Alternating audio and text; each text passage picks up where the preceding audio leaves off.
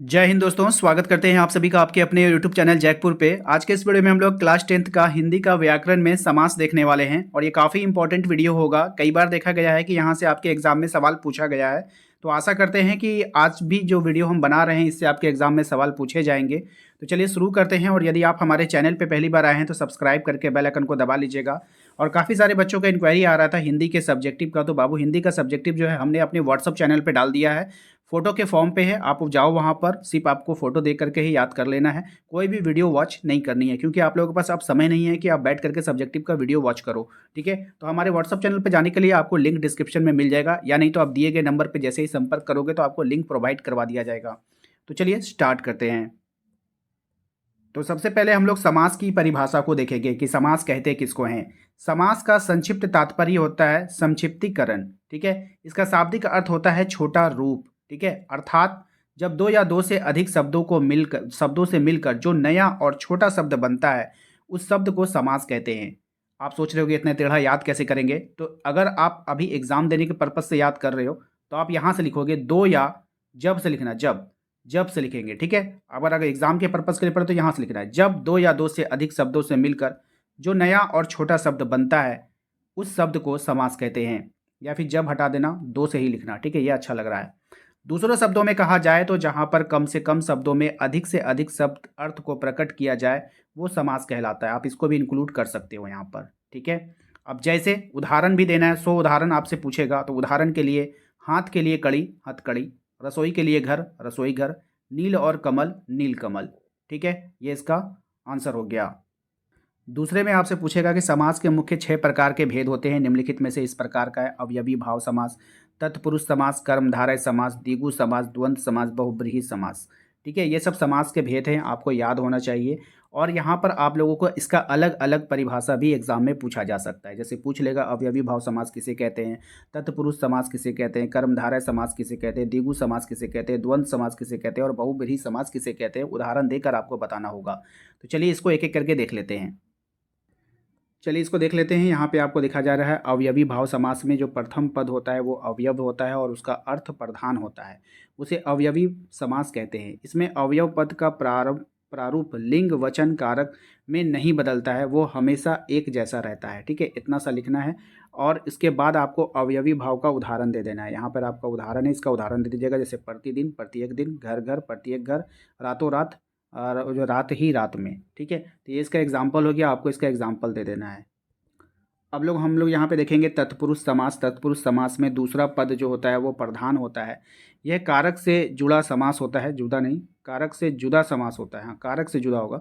इसमें ज्ञातत्व विग्रह जो कारक प्रकट होता है उसी कारक वाला वो समास होता है। इसे बनाने में दो पदों के बीच कारक चिन्हों का लोप हो जाता है, उसे तत्पुरुष समास कहते हैं। जैसे राजा का कुमार, राजकुमार, धर्म का ग्रंथ, धर्म का, ये जो का वाला जो होता है ना ये गायब हो जाएगा।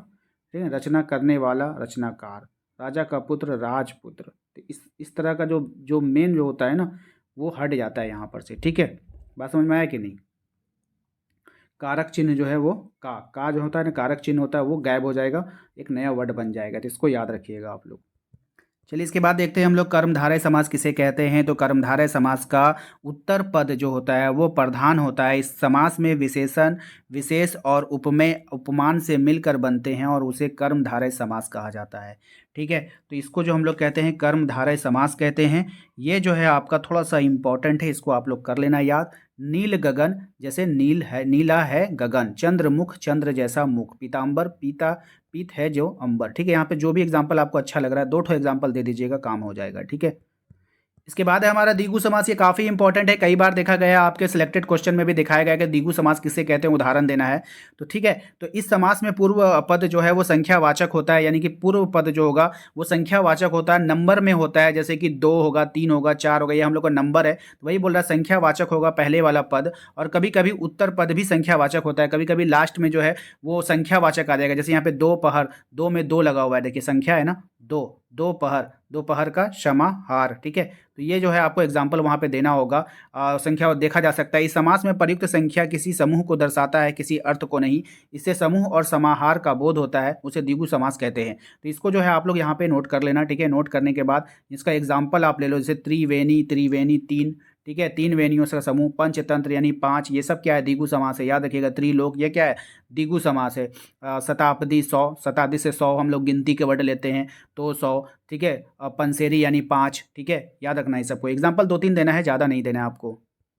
उसके बाद है हमारा द्वंद्व समास किसे कहते हैं। तो द्वंद्व समास में जो है दोनों पद जो है प्रधान होता है, इसमें किसी भी पद का गौण नहीं होता है। ये दोनों एक पद दूसरे पद के विलोम होते हैं, यानी कि अपोजिट होते हैं, लेकिन ये हमेशा नहीं होता है। इस विग्रह करने की और अथवा या एवं एवं या एवं का प्रयोग होता है, जिसे द्वंद्व समास कहते हैं। यानी जब इसका विग्रह करने लगेगा तो या का प्रयोग करेंगे या तो एवं का प्रयोग करेंगे, ठीक है। तो उसको देखिए, द्वंद्व समास में आप लोगों को एग्जाम्पल देना, पाप पुण्य, पाप और पुण्य, राधा कृष्ण, ठीक है, अन्न जल। इसका पहचान भी होता है द्वंद्व समास में, डैश से जुड़ा रहेगा, इधर या इधर है ना, ये पहचान भी होता है। ऑब्जेक्टिव में अगर आपसे कभी पूछेगा तो आप उसको देख के पहचान जाना कि ये द्वंद्व समास है, ठीक है।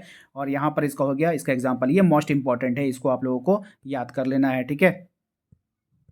इसके बाद जो है हमारा बहुब्रीहि समास, ये भी काफ़ी इंपॉर्टेंट है, इसको तो आप लोग याद करके ही जाना, ये भी मोस्ट इंपॉर्टेंट के कैटेगरी में आता है कि बहुब्रीहि समास में कोई भी पद प्रधान नहीं होता है। जब दो पद मिलकर तीसरा पद बनाता है तब तीसरा पद प्रधान होता है। इस का विग्रह करने पर वाला है, जो, जिसका, जिसकी, जिसके, वह आदि आते हैं, बहुब्रीहि समास कहलाता है। बात समझ में आए कि नहीं। तो इसको आप लोग याद कर लेना, और इसके एग्जाम्पल में भी आप लोगों को यहाँ पर आप लोग को लिख लेना है। त्रिनेत्र, 3 नेत्र हैं जिसके, नीलकंठ, नीला है कंठ जिसका, लंबोदर, लंबा है उदर जिसका, दशानन, 10 है आनंद जिसके, ठीक है। इस तरह से आप 2-3 एग्जाम्पल दे देना, ये भी काफ़ी इंपॉर्टेंट रहेगा आपके एग्ज़ाम के लिए। तो हम यहाँ पे आप लोगों को बता देना चाहते हैं, जो वीवीआई कैटेगरी में आपका आता है, एक होता है आपका द्विगु समास, याद रखिएगा, द्विगु समास कर लीजिएगा, और उसके बाद आपका बहुब्रीहि समास और द्वंद्व समास, ये 3 गो जो है ना आपका मोस्ट इंपॉर्टेंट है। आप लोग इसको अच्छे से करके जाना। बाकी तो इंपॉर्टेंट सभी है भाई, लेकिन 3 गो हम सजेस्ट कर रहे हैं, बाकी आपकी मर्जी, ठीक है। चलिए, उम्मीद करते हैं आप लोगों को आज का ये वीडियो पसंद आया होगा। वीडियो अच्छा लगा है तो प्लीज़ वीडियो को लाइक कर दीजिएगा। चैनल पे पहली बार आएँ तो सब्सक्राइब जरूर कर लीजिएगा, बेल आइकन को दबा लीजिएगा, ताकि आने वाली हर एक वीडियो का नोटिफिकेशन आपके मोबाइल पे जाए। इसके अलावा आप हमारे व्हाट्सअप ग्रुप को ज्वाइन कर सकते हैं। व्हाट्सअप चैनल पे जाओ, वहाँ पे सब्जेक्टिव मिल जाएगा आपको प्रीवियस ईयर का, ठीक है। सारा कुछ आप लोगों को कंप्लीट करा दिया गया है। मिलते हैं हम लोग अपने अगले